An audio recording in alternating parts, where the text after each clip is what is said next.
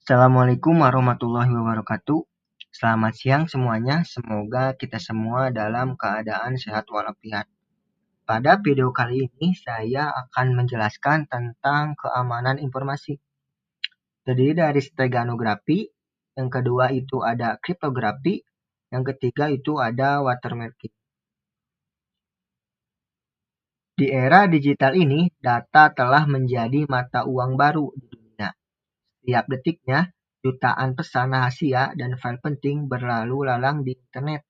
Tapi pertanyaannya adalah, apakah data kita benar-benar aman atau sedang ada yang mengintainya? Coba teman-teman perhatikan ilustrasi ini. Di dunia maya, data kita selalu diintai oleh ancaman, atau kita sebut saja si peretas atau hacker. Jadi, apa sih sebenarnya tujuan utama kita mempelajari keamanan informasi? Teman-teman, ada 3 pilar utama. Yang pertama itu ada kerahasiaan.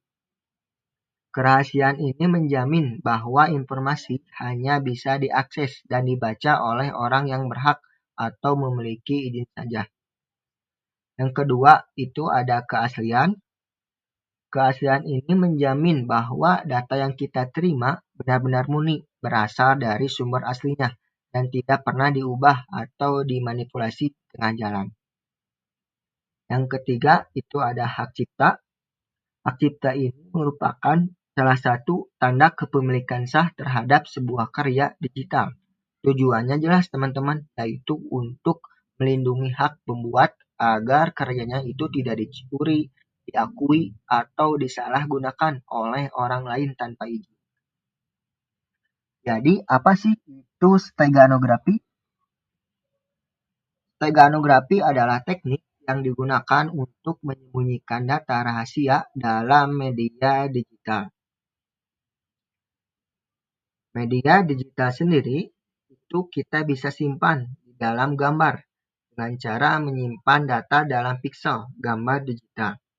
Yang kedua, kita bisa simpan di dalam audio. Nah, audio ini nantinya kita menyembunyikan informasi di dalam file audio. Yang ketiga, kita bisa simpan di dalam video. Video ini dengan menyimpan data dalam konten video dinamis. Biar teman-teman lebih paham, coba perhatikan gambar di bawah ini. Di sini ada pesan rahasia yang terdiri dari teks. Nah, nanti si teks ini akan disimpan di dalam file media digital. Di sini dicontohkan berupa image. Nah, nantinya pesan ini akan disimpan di dalam image. Tujuannya agar si user atau manusia tidak bisa melihat pesan tersebut. Nah, di sini coba teman-teman perhatikan. Setelah kita simpan pesan rahasianya di dalam gambar, nah nantinya si gambar tidak memiliki perbedaan. Gambarnya itu sama. Coba perhatikan gambar satu atau gambar yang ada di sebelah kiri. Itu terdiri dari gambar asli. Gambar asli ini yaitu tidak ada pesan yang disimpan. Sedangkan gambar yang kedua itu gambar sisipan, yaitu gambar yang sudah disimpan pesan tadi. Jadi terlihat jelas bahwa gambarnya itu tidak berubah, baik dari segi warna maupun bentuknya.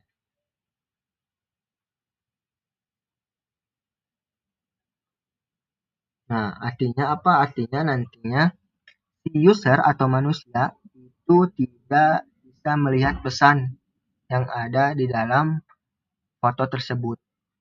Tapi aslinya di dalam foto tersebut itu ada pesan yang disembunyikan. Jadi ini merupakan teknik steganografi, yaitu menyembunyikan pesan di dalam sebuah foto atau media lainnya yang tujuannya jelas. Nantinya si user atau manusia tidak bisa melihat pesan tersebut. Nah, di dalam metode steganografi ini umumnya terdiri dari dua. Yang pertama itu ada metode LSB atau kita sebut dengan least significant bit. Yang kedua itu ada metode SS atau split spectrum. Yang pertama kita akan bahas tentang metode LSB. Metode ini adalah teknik sederhana untuk menyembunyikan pesan rahasia dalam media digital. Bisa berupa gambar, audio, video dengan cara mengganti bit paling tidak signifikan atau bit terakhir dari data pixel atau sampel data dengan bit dari pesan yang ingin kita sembunyikan. Yang kedua itu ada metode split spectrum. Nah, metode ini adalah memodifikasi hasil transformasi sinyal ke ranah transport atau hasil transformasi dari ranah spesial ke ranah lain, misalnya dalam ranah frekuensi. Sebelum kita masuk ke materi kriptografi, di sini saya akan menunjukkan praktek sederhana dari steganografi.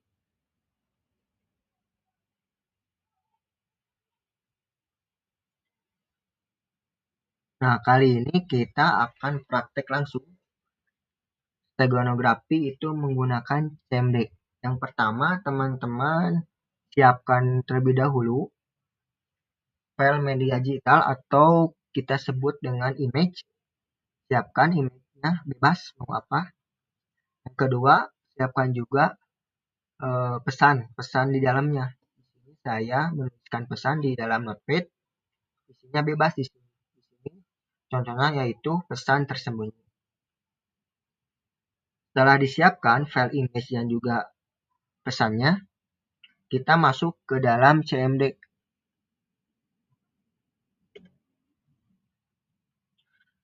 Di CMD kita arahkan ke dalam penyimpanan tadi gambar atau pesannya. Coba kita ubah dulu ke dalam pesannya atau ke dalam lokasinya. Saya tadi menyimpan foto dan pesannya itu di dalam local disk D.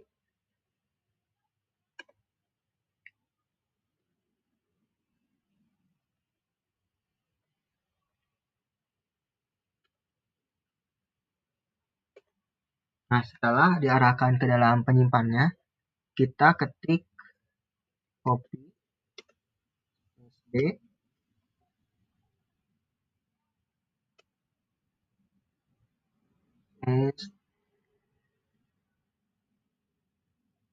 nama filenya, nama file image-nya, gambar PNG. Nah, di sini teman-teman bisa menuliskan PNG atau JPEG sesuai dengan file yang ada di gambar teman-teman. Setelah itu, rahasia txt, terus kita ketikkan hasil.png. Nah, hasilnya bebas teman-teman menamainya mau apa. Itu pertama saya akan menamai tentang hasil. Coba kita enter. Oh, maaf. Ini gambar ya.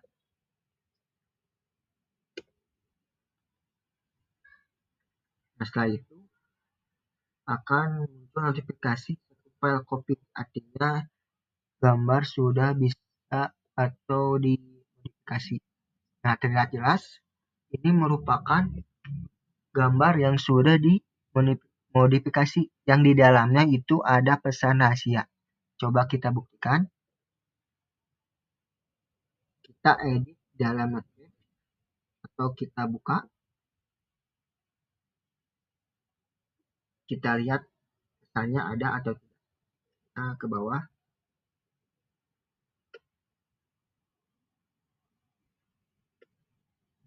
Nah, ini teman-teman pesannya.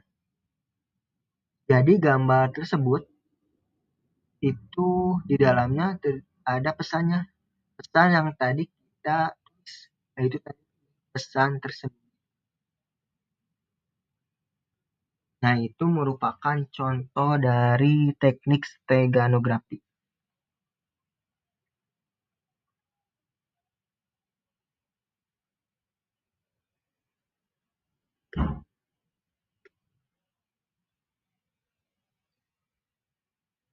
Oke, kita lanjut ke teknik berikutnya yaitu kriptografi. Jadi, apa sih itu kriptografi? Kriptografi adalah teknik yang digunakan untuk menyembunyikan isi pesan atau konten. Di dalam kriptografi itu ada istilah plain text. Nah, plain text ini adalah pesan asli atau informasi sebelum dienkripsi.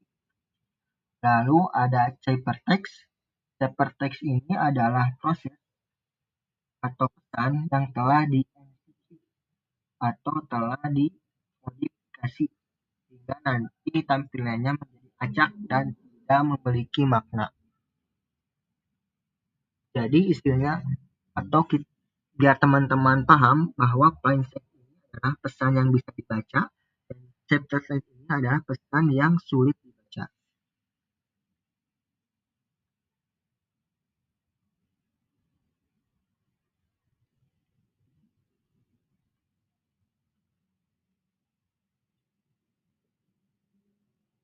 Nah, di dalam kriptografi ini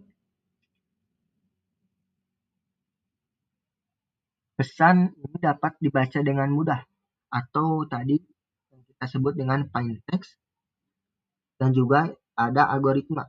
Algoritma ini bebas ya teman-teman, bisa kalian pilih banyak algoritmanya dari SPA atau MDH yang nantinya akan diubah ke dalam ciphertext atau pesan acak. Nah, proses ini disebut dengan enkripsi, teman-teman. Jadi, enkripsi ini adalah proses mengubah plain text menjadi ciphertext. Lalu yang kedua itu ada ciphertext. Tadi data yang telah dimodifikasi atau data acak. Lalu diubah ke dalam algoritma tertentu yang nantinya akan diubah ke dalam plain text atau pesan yang dapat dibaca. Nah, proses ini disebut dengan dekripsi, teman-teman. Dekripsi ini adalah proses mengembalikan ciphertext menjadi plain text. Lalu, apa sih jenis-jenis kriptografi? Yang pertama, di dalam jenis kriptografi itu ada kunci simetris. Sesuai namanya, metode ini itu hanya menggunakan satu kunci yang sama. Jadi, kunci yang dipakai itu untuk mengunci pesan enkripsi. Itu kunci yang sama persis untuk membuka dekripsinya. Ibaratnya gini, teman-teman. Ibaratnya kunci pintu rumah kita. Siapapun yang punya duplikat kuncinya bisa masuk dan keluar dengan bebas. Di dalam kunci simetris ini terdapat algoritma yang paling populer. Terdiri dari AES, ada DES, dan juga DDES. Yang kedua itu ada kunci asimetris. Nah, kunci ini tidak pakai satu kunci saja, tapi sepasang kunci. Ada kunci publik dan juga ada kunci privat. Dan kunci privat ini harus kita simpan sendiri untuk membuka pesan tersebut. Jadi orang lain bisa mengirim pesan rahasia ke kita pakai kunci publik, tapi cuma kita pemegang kunci privat yang bisa membacanya. Di dalam kunci asimetris ini terdapat algoritma yang dipakai. Yang paling populer itu ada RSA, Hellman, dan juga ICC. Jenis yang ketiga itu ada fungsi hash. Nah, berbeda dengan sebelumnya, atau berbeda dengan dua jenis sebelumnya, SBAT ini adalah mesin satu arah atau seperti blender buah. Kita bisa mengubah data apapun menjadi kode unik. Tapi ingat teman-teman, ketika kita ingin berubah lagi menjadi kode sebelumnya, itu tidak akan bisa. Jadi fungsi ini mengubah data menjadi kode acak, tetapi kita tidak bisa mengubah ke dalam bentuk aslinya lagi.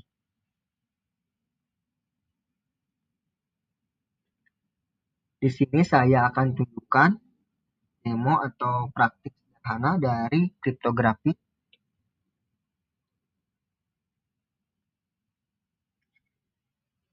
Kita bisa masuk ke dalam situs yang namanya crypti.com.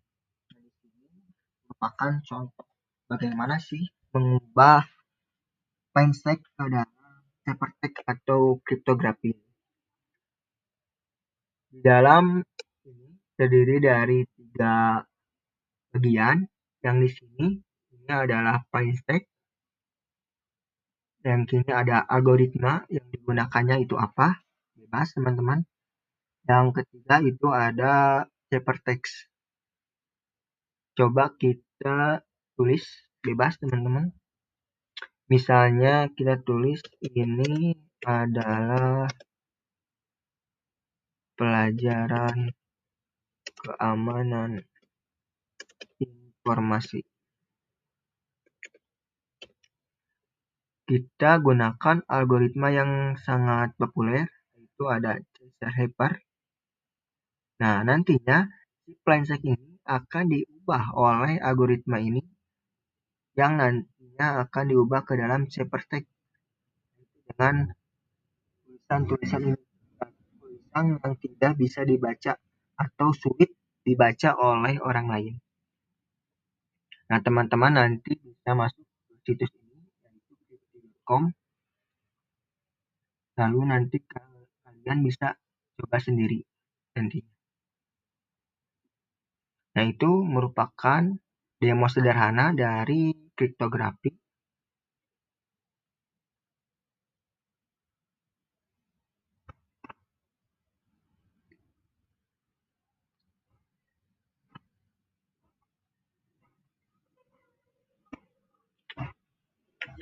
Oke, kita lanjut ke materi berikutnya, yaitu watermarking. Watermarking adalah proses menyematkan data ke dalam konten digital untuk membuktikan kepemilikan atau keaslian. Dalam watermarking sendiri, itu terdiri dari beberapa media. Pertama itu ada image watermarking. Yang kedua itu ada video watermarking. Yang ketiga itu ada text watermarking. Yang keempat itu ada audio watermarking. Jadi di dalam watermarking juga kita bisa temukan di dalam file media-media lain seperti image, video, teks, atau audio. Lalu ada jenis watermarking. Jenis watermarking sendiri, yang pertama itu ada visible watermarking. Yang kedua itu ada invisible watermarking. Nah, visible watermarking ini sering kita lihat sehari-hari. Contohnya pada foto kemenangan ini. Tujuannya jelas untuk memberi peringatan visual bahwa karya ini ada pemiliknya. Yang kedua itu ada invisible watermarking, yaitu secara kasat mata, gambar atau video terlihat bersih tanpa noda. Tetapi dalam gambar kali ini, ketika kita berikan laser, sebenarnya itu ada informasi di dalamnya, yaitu tadi tentang informasi hak cipta tersebut. Jadi perbedaannya apa sih dari ketiga teknik tersebut? Kriptografi, steganografi, dan juga watermarking.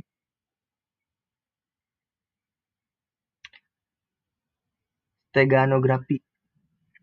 Nah, di dalam steganografi, jelas teman-teman bahwa si user atau manusia itu tidak bisa melihat pesan yang ada di dalam foto tersebut.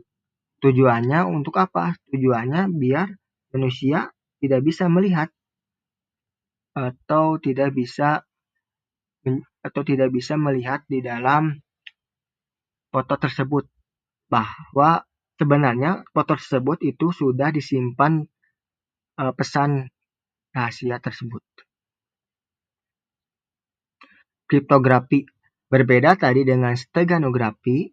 Kalau kriptografi itu si pengguna atau si manusia bisa melihat pesan, tetapi dia sulit membaca pesan tersebut karena pesan tersebut sudah di enkripsi dan juga di deskripsi.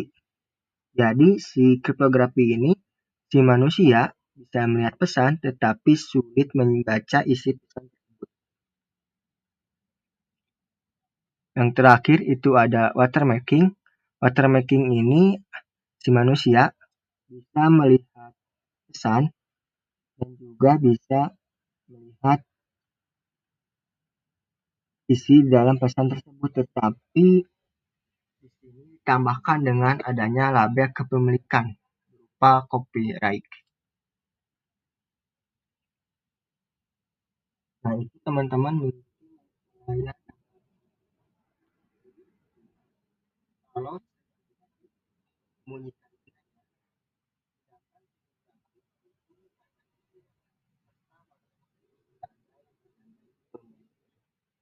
ingat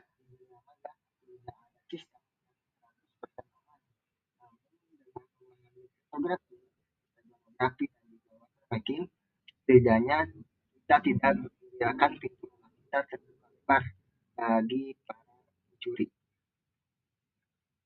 Jadilah pengguna yang cerdas, lindungi aset digital Anda sebelum terlambat. Sekian dari saya. Assalamualaikum warahmatullahi wabarakatuh.